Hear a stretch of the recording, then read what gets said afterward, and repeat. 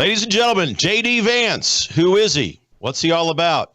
Some of you think that you know who he is. Some of you don't know who he is. Some of you are excited about the choice. Some of you are disappointed in the choice.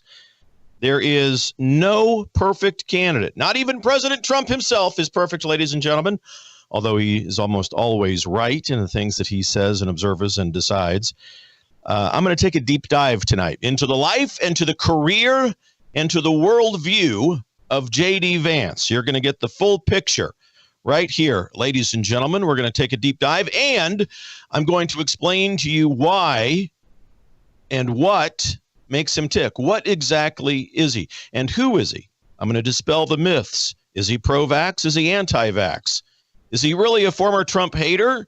How long ago was that, and should it matter today? Ladies and gentlemen, The Right Side with Doug Billings is now upon you. Are you ready? Let's go. Hey everybody, my name is General Mike Flynn, and I'm here to do a big shout out for my great friend and one of the best in the business, Mr. Doug Billings. Right Side with Doug Billings, Right Side with Doug Billings. Doug is the future of the airwaves when it comes to independent broadcasters and podcasters. He is the new Rush Limbaugh. He's exactly what America needs right now, looking for honesty, looking for wisdom, looking for truth, looking for patriotism. Listen to Doug Billings at Right Side with Doug Billings. God bless you and God bless America, and thank you. Ladies and gentlemen, we are winning. We're winning, winning, winning. Welcome to The Right Side with Doug Billings. Are you ready? We are not liberal snowflakes who melt away in the face of tragedy, adversity, and challenge. We are a covenant nation under God, and His divine providence is not dead and it's not gone. It is living within each and every one of you. And you will bring it to life in such a way that the world has never seen before. We never back down. We never give up. We march forward.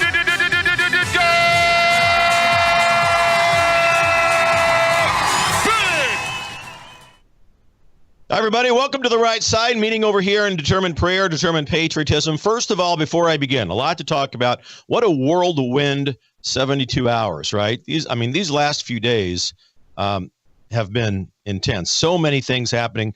So, do you get the sense, don't you get some sense of the Great Reawakening expediting itself, hurrying up the pace? I do. And there's a lot of things that we could point to and we could talk about.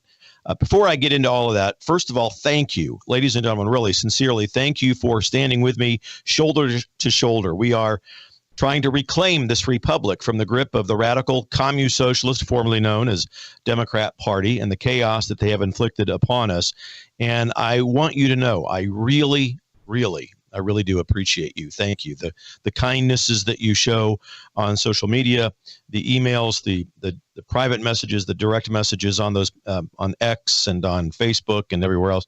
I just appreciate it. So I wanted to take a few minutes just here at the beginning to thank you. And especially for those of you who have taken the time to head over to dougbillings.us, the website. That's really, really important to me. It's how we continue the show. You prayerfully have considered recurring monthly donations to the program, and I've noticed it, I've seen it, I'm appreciative, and I try to shoot you emails every time I can, and just today wanted to say it on the record. Thank you very much for heading over to dougbillings.us. Truly, I appreciate it. The whirlwind of events continues this week. The big news is, of course, that J.D. Vance is now the nominated vice presidential candidate for President Trump. Ladies and gentlemen, 2.5 months ago, I was thinking that we were going to be looking at a President Trump sitting behind jail bars. Remember, the radical left, right on the verge of that sentencing date that has since been, of course, done away with. But we thought that he was going to go in. Why would they give up? Why would the radical left not pursue that to the nth degree and to pursue him all the way to a jail sentence? I really thought, man, this is going to be interesting. What's going to happen? And here we are, where the entire lawfare charade that has been arrayed at President Trump is slipping away, melting away, and diminishing by the hour. We have, of course, the assassination attempt, a frightening moment. Within a matter of millimeters, we could have had another John F. Kennedy-like assassination right in front of our eyes on national television. Thank God that the hand of God nudged Trump out of the way of that one. And then we have the Republican National Convention starting, surrounded by all sorts of issues. Of course, key among them, the nomination of J.D. Vance for vice president. So here we are. And for those of you that saw it, and for those of you who didn't, it was great, just great to see President Trump walk into that room. To walk into the room with Lee Greenwood singing, "I'm proud to be an American," and surrounded by, check it out, surrounded by taller, bigger, stronger men protecting him in the security detail. And then, just to rub it in the face, he shows, hey, even after an assassination attempt, I can walk up a flight of stairs. Let's see Administrator Biden go through that. I'm not calling for Biden to go through an assassination. Don't get me wrong. Walking up the stairs is what I mean. But there he is, not a short, fat woman in sight, ladies and gentlemen. There it is. There's the truth. And he greets the crowd, and they go wild. So good to see him. So good to see him walking in there, sitting down with J.D. Vance to offer his support to his newly nominated vice presidential candidate. He was there with Tucker Carlson and, of course, Don Jr., Eric, and the rest of the family there with him. There he is walking in. Look at that swagger. Look at that. He's walking in to the arena at the RNC convention, and he's owning it. He is just an incredible guy. Just one of the things that made him smile and laugh last night was this Catholic priest who came up to the stage, and I'm going to show you in just a second. But the priest was there to offer a benediction, a prayer service, if you will, a blessing. And he began this routine that just absolutely made Trump smile, the biggest smile that we've seen from him in such a while, I think. So let me, Logan, let's show us the clip of the priest who made Trump laugh. It's a great pleasure to be here. Great pleasure to see President Donald Trump safe.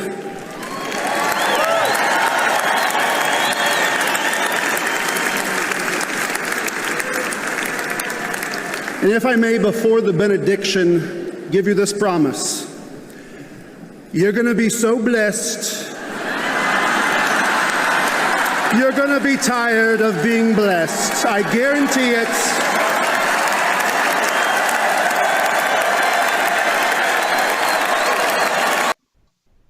I just love it. I love that smile. It's so good to see. And thank you. I'll have to get that priest name. I'm sure some of you out there will remind me and tell me who he is. But what a great little bit there that was. And thank goodness. And thank you, Father, for making the president smile so bigly there. That was awesome. So his candidate, the choice for vice president, ladies and gentlemen, as I said in the introduction of the show tonight, there is no perfect candidate. President Trump himself is not even perfect. And President Trump is right a lot of the time. In fact, he's right most of the time. He's one of the smartest men in any room that he's in. And he's probably outmatched himself there with J.D. Vance, one of the smartest men on the planet. And I trust Donald Trump, and I trust his judgment. I know that most of you do too. J.D. Vance was on my list. I had a few others on the list as well. So I didn't predict that J.D. Vance would be the one, but I had him in the mix. I know that some of you out there were disappointed in this choice for various reasons. Key among those reasons is that some of you think that Vance somehow disqualified himself or was a poor choice otherwise because he has in the past said negative things about President Trump. So, friends, if I were to be judged on the things that I've said on this program when I first started 4 years ago, there would be many people out there that could make the case and the claim that I had kooky people on this show, or that some of my comments may have indicated Doug kind of a rhino. He needs to wake up. We all have this trajectory of the reawakening, right? We all have the ability, I hope, to realize that not everyone begins in the same place that we are now. Most of you in the audience weren't as awake now or then as you are now, I should say. We evolve, we grow, we become awakened to the truth, and so has J.D. Vance. So please don't compare this to Mike Pence in 2016. President Trump had virtually no choice with regards to Mike Pence. The establishment forced Pence upon Trump. This time, President Trump's fingerprints are all over the research and all over the paperwork and all over the ultimate choice of J.D. Vance. So let's all trust the judgment of our president before we rush to judgment. So to help assuage any doubt, if you're from Raytown, Missouri, to help do away with any doubt or fears that you may have about Mr. Vance, let me inform you of about 44, 45 different items about the man, his wife, his background, his children, his worldview. Okay? All right, Logan, here we go. So I have long advocated for, a young vice presidential candidate. I think that I know that we're after more than 2024, and you, I think, would agree with me. We don't want to just win this election. We need to get on with 2028 and 2032. So I have always advocated for a young vice presidential candidate. Vance, born on August 2nd, 1984. He's got a birthday coming up.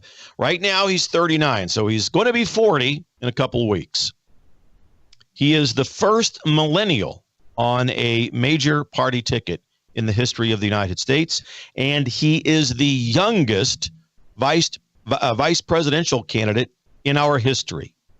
Okay, very important, because he can be, if we give him time, if Trump mentors him and so forth, and as he grows into the role of leadership, Vance can well be the standard bearer for the MAGA movement in 2028 and 2032. So this is important. Being young, number one. Number two, part of his worldview and a major way in which he approaches his job and his life, certainly his spirituality, is that he's Roman Catholic. Right? He was raised a Protestant, but converted, way to go, Vance, to Catholicism, becoming a Catholic in August of 2019. Now, you and I both know we can't hold Roman Catholicism up as just a carte blanche benefit, right? Look at Joe Biden. I'm Catholic, you know that, ladies and gentlemen. I don't make any secret about that. Joe Biden, people like him, Nancy Pelosi, they're not Catholic. They claim it, they go, they're not. They're not in practice, they're not in deed, they're not in thought Catholic. Thankfully, Jesus gave us the Catholic Church. It's bigger than anything, and the gates of hell will not prevail against it. So we have at least that. Now, I'm not saying that just because of that, he is the perfect candidate, but it certainly affects his worldview. It affects the way he approaches the job. Number three, he's married, and this is probably some information that you don't know. He's married to a woman by the name of Usha Chilukuri. He met her at Yale Law School. They got married in 2014. Not that long ago. She works as a corporate litigator, an attorney. She's clerked for Supreme Court Justice John Roberts and then also Brett Kavanaugh. So conservatism runs in the family as well. She is the first Hindu spouse of a candidate. And I think when we look at the prayer last night, a lot of you got upset about the prayer. I don't know if it was a Hindu prayer. I'd have to look that up, but that might be part of the reason, is that they're trying to welcome her. A lot of conservatives freaked out. I'm not going to get into that right now, but, take a deep breath. Take a deep breath. Number four, they have three children, Ewan, Vivek, and Maribel. He's considered, point number five, he's considered a populist conservative.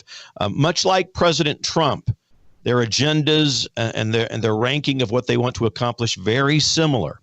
Also very similar to Missouri Senator Josh Hawley, and aligns with vast pro-Trump swaths in the House and in the Senate, those folks that belong to the House Freedom Caucus. So J.D. Vance aligns with all of that, which is a good thing.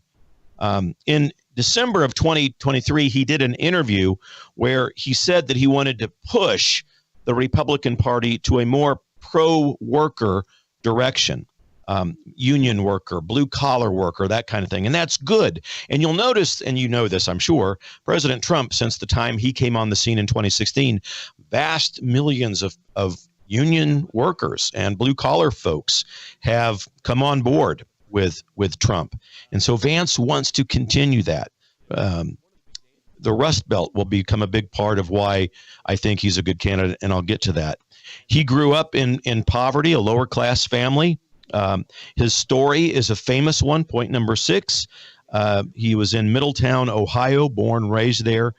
He was often surrounded by financial problems due to his parents' drug and alcohol abuse. Number 7, he turned that disadvantage into a book and became a best-selling author. And there's a well-known book out there. Many of you have heard of it, Hillbilly Elegy, published in 2016, I think. Netflix made a movie out of it. And he says things like this about the Rust Belt, where he was born. So he says, I'll come back, and I want you to know that my experiences in poverty have shaped my adult life. So a lot to talk about, a lot to look at with J.D. Vance. We're going to continue, and I'll explain again why I think this is a good choice. Not so much of a reason to panic as you may think.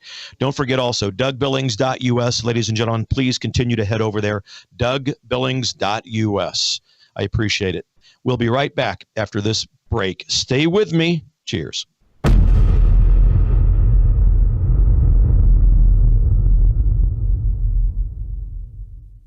The Right Side with Doug Billings.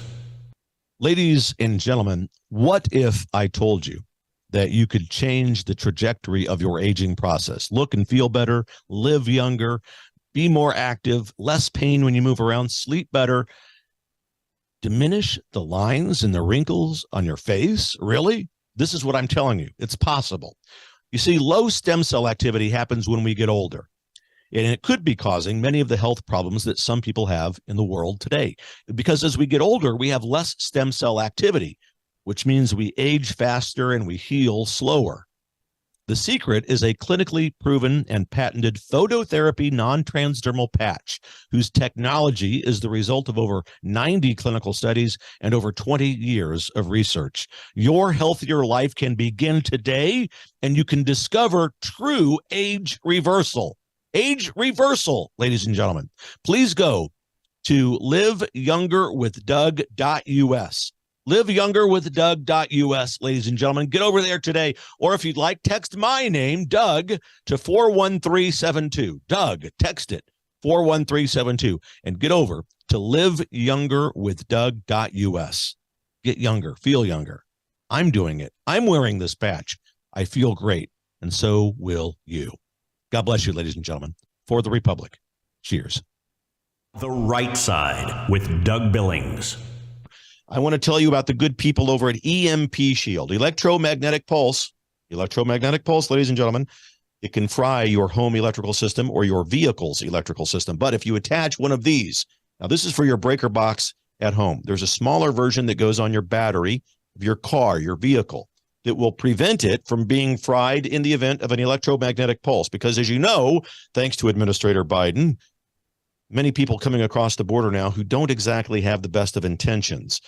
Protect yourself. EMPshield.com. Get huge discounts over there if you use the promo code Doug.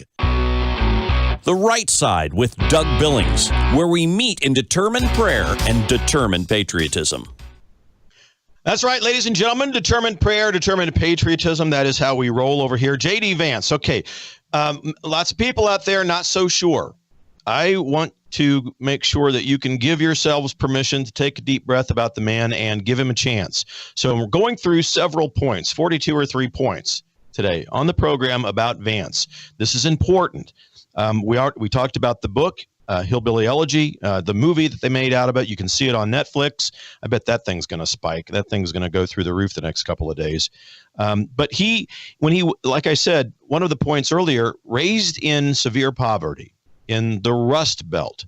Okay, so in the movie and the book, he explains this. He talks about the decline of the Rust Belt, speaking about his native town of Middleton. He wrote this in the book, and I quote, "There is a lack of agency here, a feeling that you have little control over your life and a willingness to blame everybody but yourself." And that resonates with a lot of people in the Rust Belt and outside of the Rust Belt. Throughout the whole republic, that resonates. You do feel, I mean, with Bidenomics and so forth raging across the country, a lot of us even though many of us have the means to at least live a daily life, we still don't feel as if we're necessarily in control of where we're going because things are so out of control with regards to inflation and so forth. But his experiences back in the day continue to shape his political worldview right now. He grew up, point number 10, in Ohio. All right, we all know that. He's a senator from that state, a junior senator. The governor will replace him, by the way, with another Republican. So don't panic about that either. Don't let that be part of the reason why you don't support Vance. The Republican governor of Ohio will replace him with another Republican. And in the next election, he will, that person, I assume, who is appointed, will run for re-election. And it's a Republican area of Ohio, Republicans. So should be okay. So we should not lose a seat in the Senate. You can count on the fact that President Trump thought about that during the application process, if you will, because that's important. We want the majority in the Senate. And I was saying and writing and posting that, we've got to be careful. And that was, although he was on my list, that was one of the cons about J.D. Vance in my book. Well, if we're going to lose a Senate seat, I'm not so sure, but I'm willing to make that trade because they're both so important. And I said the same thing about Carrie Lake when people would say, hey, I really wish she would be the vice president. Look, so would I. I love Carrie Lake. I've met her down at Mar-a-Lago. Love her a lot. But her role looking to fill that Senate seat from Arizona is too important. And I think that, I know that she and Trump discussed that, and that's her path. Okay, so don't let the fact that we might lose a seat or not be one of the reasons why you don't like the choice of Vance. Where I was, number 10. So he grew up in Ohio, but actually he considers rural Kentucky his quote unquote home. He was raised by his great grandmother there in Kentucky. And he says in his book, I have always distinguished between what he calls his address and my home. My address was where I spent most of my time with my mom and my sister, wherever that might be. But my home never changed. My great-grandmother's house back in the holler in Jackson, Kentucky, he said. So he's got that kind of background and that kind of upbringing. His parents divorced when he was very young, a toddler, and again, raised by his great-grandmother. His dad is described in the book and in the movie as having been pretty much absent the whole time, an absentee father. But he and J.D. have come to terms later in life. At least there's that. So that's good news. His original surname was not Vance. It was Bowman. That was his dad, James Donald Bowman. That was his name. Then for a short time, he took the name Hamill, which was his stepfather's name, then eventually settled on Vance, which again goes back to his mother and to his grandparents and the role they played in his life. So again, his mom suffered from substance abuse. Everything from opioid addiction to heroin. It was a big deal. And that was tough on J.D. growing up. He mentions it. He talks about it. He also says it was very common in Appalachia and the Rust Belt, where it was very widespread and a hopeless situation that led to the abuse of drugs, a very helpless position. And it was the normal way of life for thousands upon thousands of people. So his mother's struggles with all of that, obviously, as you can imagine, contributed to his growing up, because many times during the course of that young life, his family life was broken. Point number 14, his grandmother, Papa and Mama. Okay, he grew up with them. He credits them with giving him stability, with a worldview that involved decency and hard work, and helping him to commit to studies and academics, and ultimately proving what this IQ is. I'll talk about that in a minute as well. One of the smartest men on the planet. His grandparents, these main influences in his life, were lifelong Democrats, Union people, right? He said that they couldn't really think all the way back to FDR and the New Deal liberalism, right? That was them. That was how he was raised. He said it was only in 1984 when, for the first time, their family, grandparents and so forth, voted for Ronald Reagan in 1984. So there's that. And so that's where he has the love for the Rust Belt, for the blue collar worker, for the common, decent, salt of the earth people that are throughout the Republic, and why he wants to embrace them and bring them into the party. And it's a great idea. And we saw the other night the president of the Teamsters. Who would have ever thought the president of the Teamsters Union would speak at a Republican National Convention? And he did the other night. If you haven't seen that speech, look it up. 16, he is a Marine. He was in the Iraq War. He served as a Marine combat correspondent during the mid-2000s.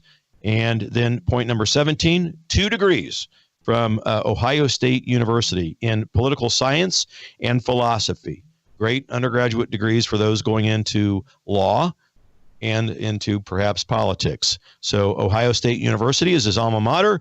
He graduated there in 2009, summa cum laude. So not a dummy, not a dummy. He's got to debate Kamala. Going to talk about that in a minute. He earned a Juris Doctorate degree, point number 18, from Yale Law School. That was in 2013. That's where he met his wife, his future wife. And then point number 19, became the editor of the Yale Law Journal. Okay, so a prestigious position in college when you're in that role, the Yale Law Journal. He was the editor of that. Point number 20, interesting point here, and I want to talk a minute about it. He is very close friends with Peter Thiel. So after graduating from Yale, he worked for a short time at the law firm Sidney Austin LLP. All right, then he became friends and partners with this billionaire, Peter Thiel, and his organization called Maythriel Capital. Okay, that's in San Francisco. So Mr. Thiel later spent more than $10 million in support of J.D. during his 2022 Senate run. So take a minute here and work with me on this. So Elon Musk, another billionaire, one of the world's richest billionaires, pledging $140 million to support President Trump through a political action committee, okay? $140 million from Elon. Now we've got Peter Thiel in the picture, another billionaire who is a MAGA, America First, Trump conservative. It's interesting to see this happen because we're now building a bench strength of billionaires whose money can be used to counterbalance the money of George Soros. So this is good, very good stuff. The countermeasures I think that you'll see are progressive the progressive deconstruction of what the radical left has done. And we need the money. And it's interesting, isn't it, to see Elon do it on X. And yeah, it's interesting. So countermeasures to liberal wealth. Peter Thiel brings that to the campaign, brings it to the administration, brings it to the table. And so I think that will be interesting. Point number 21. Vance was what they call a venture capitalist, and he was in Ohio. He early stage venture capital firm that focused on technology and science. Elon Musk likes that. And it was specifically geared towards projects that would enhance and benefit us in the future. Okay, that was according to its website. Number 22, he sponsored programs to combat drug addiction. You can very well imagine his mother, father, drug and alcohol addicts and abusers.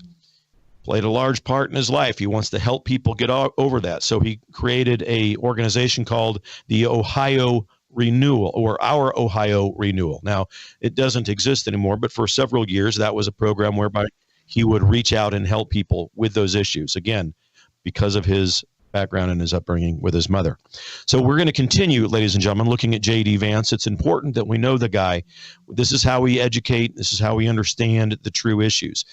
DougBillings.us is where you need to go, please. I urge you to prayerfully consider putting forth a monthly recurring donation over there so that I can continue to bring you this program and the unfettered access to truth that it offers you.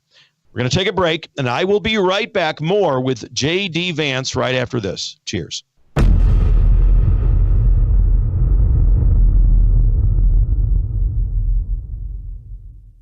twc.health/Brandon. This is one of our sponsors, has been now for a few years. Here it is. You just go there. If you use that URL, folks, you not only save money, but our program gets credit, which helps us keep doing great shows like this for free and pushing them out. twc.health/Brandon. Look up here at the top of the page where it says Med Kits. Go down there to the one that says Contagion Emergency Kit. Contagion Emergency Kit. That's the one you want, right, Dr. McCullough?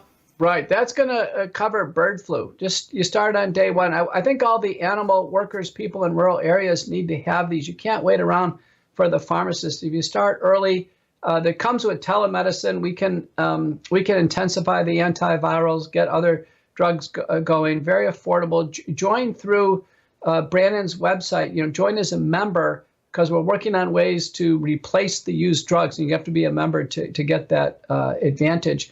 We live in uncertain times. In fact, we live at a time when our own governments all over the world are warning us that there could be big problems with our power grid. World War III seems to be right on the horizon. Let me ask you this. Do you have a satellite phone? Should communications go down with cell towers? Do you have a satellite phone to get a hold of that college student or your spouse who travels, whatever it might be, to get a hold of your senior adult parents? We have satellite phones at worldviewtalk.com, and you get the satellite phone for free when you sign up for their very reasonable payment programs for the service. Sign up for the service with a reasonable contract, get the satellite phone for free. Worldviewtalk.com. You'll also find they have, well, what I now have, which is a solar generator. Yeah, I have a gas generator, an LP propane generator, but what if that goes down? I want to back up to my backup. So I now have a solar generator as well. You'll find them at worldviewtalk.com. Check it out today, worldviewtalk.com. Doug Billings, the shining light of truth and American exceptionalism. Hi, everybody. Welcome back to Right Side with Doug Billings. All right, J.D. Vance, taking our deep look into this guy's career, his worldview, who he is, what makes him tick. And point number 24. All right, this is the one. It's no secret. He wasn't always pro-Trump. Not at all. All right. Now, hang on. He's now a solid ally to Trump. He's a solid MAGA guy. Can't be, Doug. I don't trust that. Once never Trump, always never Trump. No, ladies and gentlemen, look, we're all in this together. Give yourself permission to let go of that reasoning. We're not warming up to the idea of J.D. Vance. He did write an op-ed in the New York Times in which he called Trump unfit for our nation's highest office. All right. This was way back. Okay. Way back. 2020, 2019, something like that.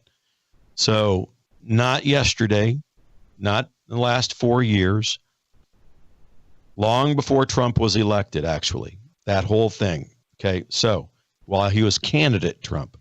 Now, point 25, people evolve, people change. And people learn things based on observation and experience, right? We all know. So since 2016,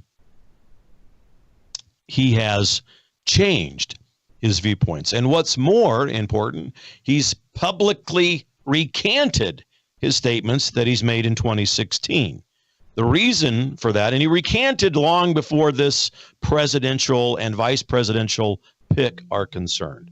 So the reason he said that he changed his mind and that he publicly recanted it was because of this. And he said this on CNN with an interview, in an interview with Dana Bash. He said, I didn't think he was going to be a good president, Dana. And I was very, very proud to be proven wrong. It's one of the reasons I'm working so hard now to get him elected. Here, end quote. He wants to make amends. He wants to make up for that mistake. So who among us?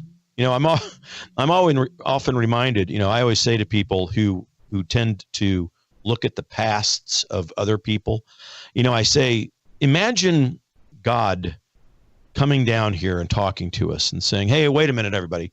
Before we get started here, I'd like you to all get in a line. God saying this. Get in a line according to who's made a mistake in life first. I want to see this. Folks, Doug Billings would be first in that line, okay? I mean, if we're going to be honest. So holding people responsible and guilty and not trusting, and because of the past things they've said and who have publicly recanted since, to me, doesn't seem probably very smart. We should trust the judgment of our president and know that he's had discussions about all of this. Trump knows these things. He's read the op-ed in the New York Times. He knows what Vance has said. He knows that he's recanted. He knows that. So let's default to the positive about this. Point number 26. He voted for Trump in 2020. So all of the negative stuff before 2020, during the campaign and so forth, but he ends up voting for Trump in 2020 because his views had changed since 2016. 27, it wasn't easy to become a senator from Ohio. It was a crowded field in that state's primary when Vance was running. That was in 2022, and Senator Rob Portman from Ohio was retiring. So everybody and their brother, it seemed, was in that race. And who endorsed him? President Trump. And then he defeated Josh Mandel and Matt Dolan in Ohio and became the senator. So Trump endorses him. Trump knows, of course, even then, of the past life of J.D. Vance, and he was once a Trump hater. Trump knows. He endorses him. So Vance, then is kind of in the fold of the Trump fold, right? He becomes a member of their inner circle. He becomes friends with Don Jr. In fact, pretty darn good friends with Don Jr. And Don Jr. was Vance's biggest advocate within the family, urging President Trump, his dad, to consider him. And, Don Jr. calls it the Veep stakes, right? Who's going to get, instead of sweepstakes, who's going to get the Veep stakes? Who's going to win? Well, Don Jr. advocated for J.D. Vance, and here we are. Of course, that's not the only reason. But yeah, President Trump takes advice from all sources. Point 29, ladies and gentlemen, he's been in the Senate since 2023. Not that long ago. He's a newbie, just over a year and a half. It's his first political job, first time in office. Point 30, he has a very conservative voting record. He's vetted as such, voted with the most conservative wings of the Senate Republican Conference on any array of issues, from foreign aid to governments to domestic finance policies, and so forth. The Heritage Foundation has rated him a 93 conservative voting record, 93%. So very conservative with a proven record in just a short time. So there's that. Point 31, he's reached across the aisle. Nothing wrong with that, to make decisions and get things done legislatively. From another Democrat in Ohio, Sherrod Brown. Remember the East Palestine, Ohio train derailment and that debacle? Vance was involved with Sherrod Brown, a Democrat from Ohio, to pass legislation that would help fix those kinds of issues that caused that accident. So working across the aisle. He also worked with one of the kooks of the radical communist socialist hierarchy, Elizabeth Warren. They wanted to claw back a lot of these regulations that would give huge paychecks to executives who happen to run failed banks. I think most of us would agree, if you're a bank executive and your bank fails, you shouldn't be given this huge golden parachute of money and stock and an array of other perks, and I think that's true not just in banking. So he worked across the aisle is my point. He can work with other people. Point number 32, he's on 3 Senate panels currently: the Banking, Housing and Urban Affairs Committee, the Commerce, Science and Transportation Committee, and the Special Committee on Aging. I wonder if he's on that committee. I wonder if they've made any decisions about the elder abuse that we witness almost every day with regards to Administrator Biden. I think that ought to be referred to the Special Counsel on Aging, don't you? This committee. Point 33 about J.D. Vance. 33, Billings, come on, get on. He has a hold on all Department of Justice appointments. This is important. It's huge. He's put a hold on it. No more appointments to the weaponized Department of Justice, who have issued unrelenting and unconstitutional lawfare against President Trump. No more. And Vance is behind this. He's the reason for it. He's going to place holds. He already has on all future Department of Justice appointments and nominees. Stop. Because of the very fact they've tried to do everything possible, illegally so, as we just heard, a judge, Eileen Cannon, down in Florida, threw out the Jack Smith, classified document in Mar-a-Lago case. She said that it was illegal for Jack Smith to be appointed as a special prosecutor. So good. J.D. Vance has put a hold on all Department of Justice nominations and appointments. Excellent. Good. I like that. Point 34. He wants abortion left to the states. All right, I have a lot to say about this particular one, but I'll be brief. President Trump has the same approach. You know that. Leave it to the states. That's pragmatic. And they both endorse this Supreme Court decision. You all know this. Supreme Court did away with Roe v. Wade precisely because Roe v. Wade had a faulty precept in it, and that was that it gave too much power to the federal government. The Supreme Court ruled recently that the founders didn't intend the federal government to have that kind of overreach into people's lives. And so therefore, and thereby, Roe v. Wade was a faulty decision and piece of legislation. So it's gone. It's illegal. It returns the abortion decision to the states. The radical left said, this is an end to women's reproductive rights, and it's an end. They're doing away with abortion. No, not at all. Not at all. Quite the contrary. If you want to work hard enough for it, you can get abortion in almost any state. And that is the opposite challenge that conservatives have. Ladies and gentlemen, the founding fathers had no concept of abortion. No concept at all. But they knew that the federal government didn't have overreach like what was demonstrated in Roe v. Wade. It was a state's issue for them. I'm going to pick up on this when I come back from the other side of the break. Phone calls also. You want to get in line in the phone queue, 901-316-8404, 901-316-8404. When we come back, phone lines are open. A little bit more about J.D. Vance and what makes him tick. Stay with me. Cheers.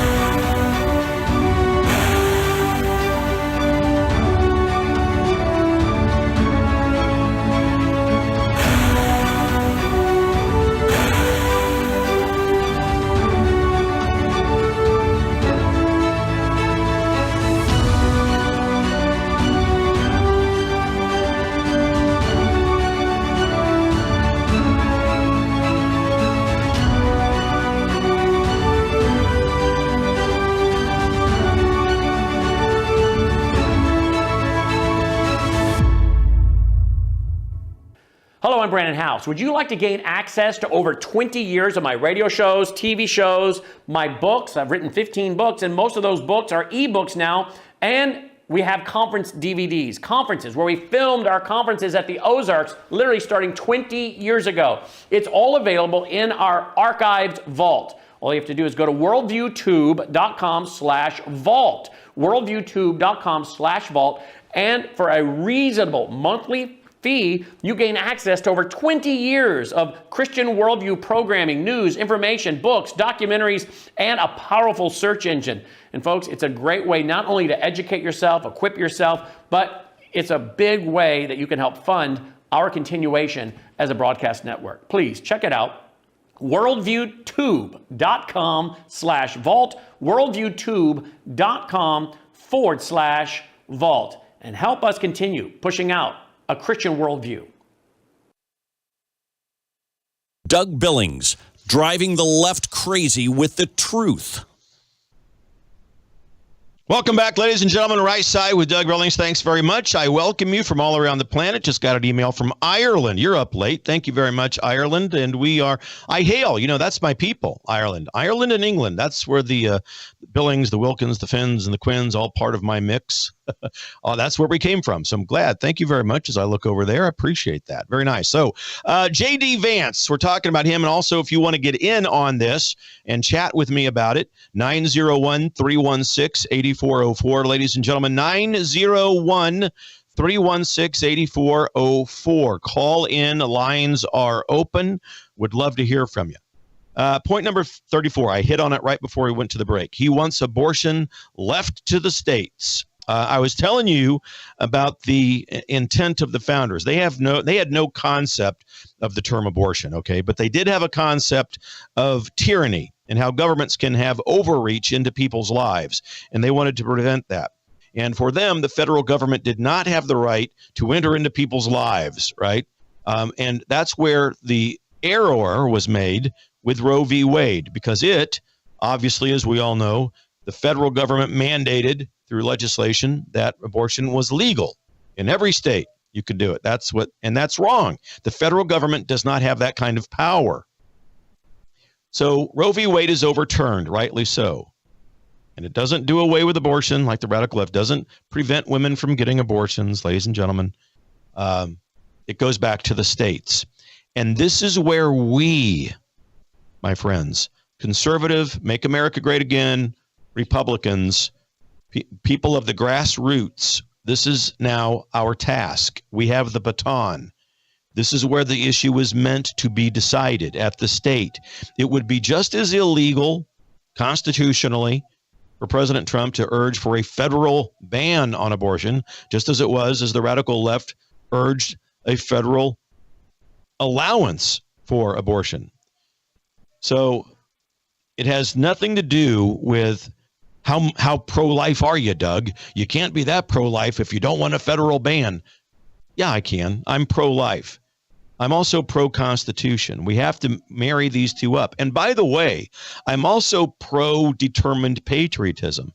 This gift that we have of this republic is not free, and it doesn't just happen and exist without us doing things, without our involvement in our local levels of government. This is precisely how the radical left got in charge and how they've ruined the republic, because we didn't get involved. And they didn't just do it in 2020. This wasn't sprung on us the night of a presidential election. This has been in the works for 127 years. Truly. I'm not just yanking that number out of thin air. In 1897, John Rockefeller, John Dewey, and Andrew Carnegie pooled their money together, all of them avowed socialists, and went after our education systems, the media, the news, and so forth. And when have we ever known an educational institution who didn't want money? So they take the money, but they have to abide by and adopt these radical communist-socialist curriculums. I mean, this is when the LGBTQ movement started, folks. 127 years ago. They were talking about homosexuality in college classrooms, in university curriculums. And so it's been a long time. They didn't have an armed militia put them into power, the radical left. They didn't throw massive people in jail. Now, I know they did on January 6th, but to get to power, they didn't do any of that. They got to power and have power now because their side got involved in their local levels at the state level. That's where change always happens. Forget about D.C. Local levels of involvement. And so Trump and Vance advocate for the state to take care of the abortion issue. That means it's up to us, people of God, to build up the kingdom of heaven on earth and push forward with this agenda. That's why vetting of candidates in your counties is so important. We've got to know who is registering as Republicans on our ballots. And we have a right to know. Beyond that, we have a moral obligation to know that. Far too many Democrats, understanding they can't win in their elections, putting an R behind their name, unchallenged, unvetted, getting on the ballot, winning those elections, and voting with the radical left in their legislations. So it is absolutely necessary for us to vet. So we have a lot of work to do to get states turned to life. State of Kansas, obviously, in the state I live in. It's a destination for abortions, ladies and gentlemen. We're not happy. We've got to work to get real conservatives in the Kansas legislature. We're surrounded by rhinos, just like you are where you live. I know it's everywhere. It's our Achilles heel, the rhino issue. And if you have candidates and people in your Republican committee men and women positions who are against vetting, that's a problem. We have got a moral obligation to do it. And you all, even, those who disagree and those who agree, you need to come together on this. You need to come together and talk about how do we get a vetting process? Because just as much as we want the vetting process, there are some decent Republican people who are skeptical. They want to understand what the process is. Who determines the process? Those are understandable questions. You've got to work that out and come to a conclusion and be transparent with one another and then get it done. Vetting is crucial. And it's primarily for people who are not in office, but it's for people who are on office as well. You have a voting record that you can look at for the members of the elected class already there. For the new candidates, you need this vetting process especially, but you need to continue to vet every year, every election cycle. I just recommend it. I think it's so crucial. So there will be states in the union that are pro-abortion, and there will be states that are anti-abortion based on what the people of that state want. That's the way it should be. We do not have a constitution that allows us the overreach of implementing a federal ban. So we've got to this is our responsibility. It's not the federal government's. We good people of God throughout the republic have got to get involved and get this done and get the candidates in office who will vote for life, because life for us is always a winning issue. A lot of us are beaten down and bullied, we think, by the radical left, and we think that it's a losing proposition. Maybe we ought to tone it down. Maybe we ought to take it off. No. It's always a winning issue. We have to take it in stages, though. We can't just eat the elephant all at once. We've got to take small bites. We've got to get it done step by step. That's how the other side got it done. They didn't get it done in one fell swoop. We have to grace ourselves with wisdom, reflection, peaceful action, and then patience. We've got to get involved, pray for wisdom to understand what to do, how to take action, reflect on it, and then patience must be what we do. So hurrying on here with Vance, those are my thoughts on abortion. I don't mean to, look, I know that we've all got passionate feelings about that. And if I could snap my fingers and make it all go away, of course I would. But we have a constitution that we have to operate within and the intent of the founding fathers. And therefore, it has to be done by a state-by-state manner. And those are our marching orders. He's also been critical of the United Auto Workers strike. A lot of union members are coming towards Trump, and Vance is great about getting that done as well. He does not like and has been critical of the Iraq war. He thinks it was a mistake. He doesn't like what's going on in Ukraine. He is at point number 37. He's against aid to Ukraine. He knows, ladies and gentlemen, J.D. Vance knows that Ukraine is not the good guy. He's been critical of that entire industrial military complex, and good for him. He's voted against aid to Ukraine every single time an aid package has hit the Senate floor. He's called for Europe to do their fair share in financing that war. He wrote another op-ed in the New York Times where he talked about this. He said it's a mistake. It's unsustainable for the United States to keep on doling out money to Ukraine. He said that the notion that Ukraine is going to reclaim any of the land that they've lost to Russia is absolutely fantastical, to quote his own word. He supports Israel and aid to Israel. Rightly so. It's a difference between Ukraine. No, there's no strategic end in sight, according to Vance, with regards to Ukraine. They have Europeans doing nothing to help over there. It's all the United States, and that's wrong. But with Israel, they're doing the most important work that's out there. Trump and Vance both applaud. They are not aggressive in their approach. They're not stealing or taking money with no strategic end. They're defending themselves against terrorists. He says, ladies and gentlemen, if you can believe it, and this may cause liberal heads to explode, climate change is not the most significant existential threat to the world. Really. Vance says that distinction, that title, belongs to China And he is right. China is the most significant existential threat to the United States. He's absolutely right about that. Focus on China. Point number 40. Finally, ladies and gentlemen, the Rust Belt. You think about it. Pennsylvania, Ohio, Wisconsin, Michigan, West Virginia. That's the Rust Belt. If Vance can bring us the Rust Belt, people, what can Vance bring us, Doug? He's young. Okay, he's got a worldview that's good. He's voted conservative almost all. But what can he bring us?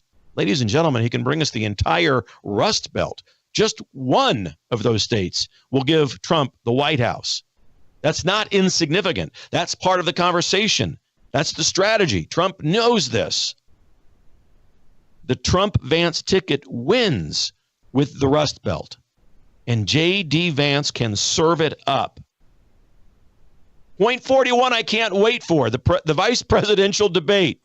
Vance will absolutely crush Kamala. He's one of the smartest men on the planet. And Kamala is, she's not the smartest floozy on the street. I'll put it that way. Vance, highest IQ among any member of recent young government at the genius level. And he is articulate. Wait till you begin to see wait till tonight, Tuesday night, if it's July 15th, if you're watching or listening to the program live, he's going to speak tonight. And just watch. Just watch.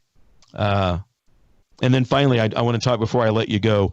There is a years-old tweet that has been circulating social media about J.D. Vance. I think we may have a picture of that tweet, but it basically is, first of all, cynical.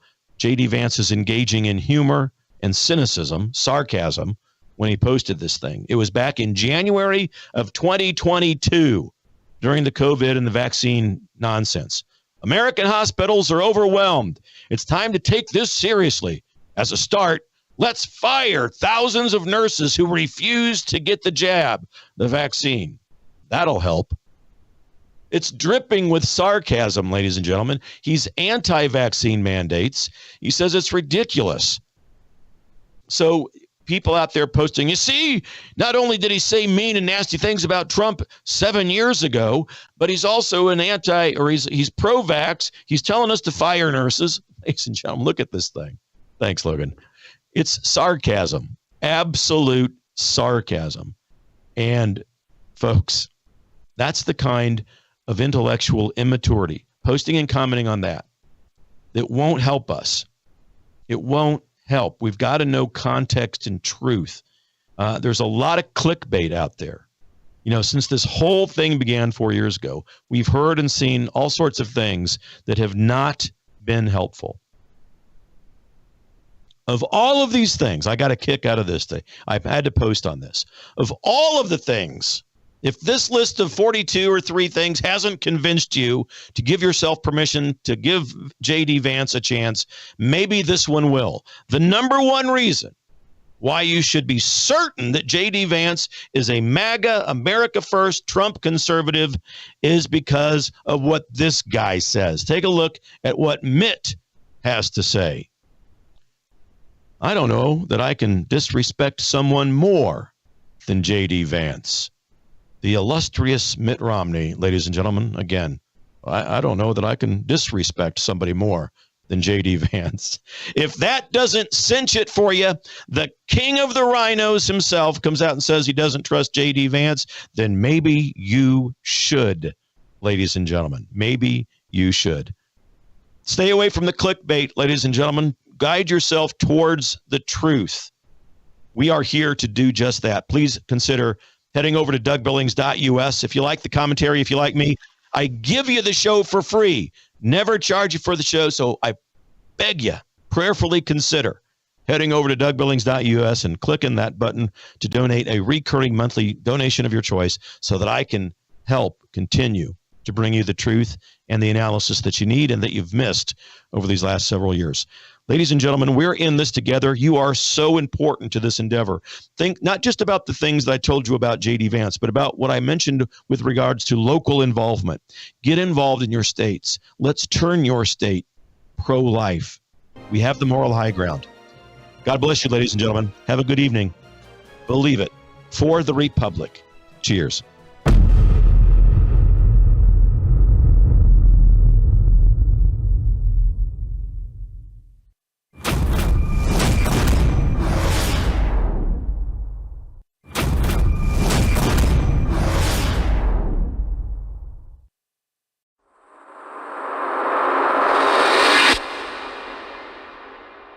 Welcome to Technocracy.news. I'm your co-host, Logan House, here with your host, Patrick Wood. Hey, Patrick, how you doing? Doing great. We have a great show today. Good. We're going to be going over a few articles here. First one we're going to be going over is climate change is a $100 trillion wealth transfer from the poor to the rich. Then we're going to be talking about Sam Altman, desperate for power for AI, invest in nuclear mini reactors. And we're going to talk about the first two requirements for technocracy, which have to do with energy. We have a few more we might get to, but let's start out with the climate change is a $100 trillion wealth transfer from the poor to the rich. Wow. Patrick, from what I read, this is kind of highlighting how these technocrats and big business type people go into places and kick people out of their land to take over the land, but they're using climate change to justify it and have people go along. Exactly. Yeah, this has been happening all over the world, by the way. This story kind of shows that. But I have said from the beginning of the Trilateral Commission in 1973 that the scam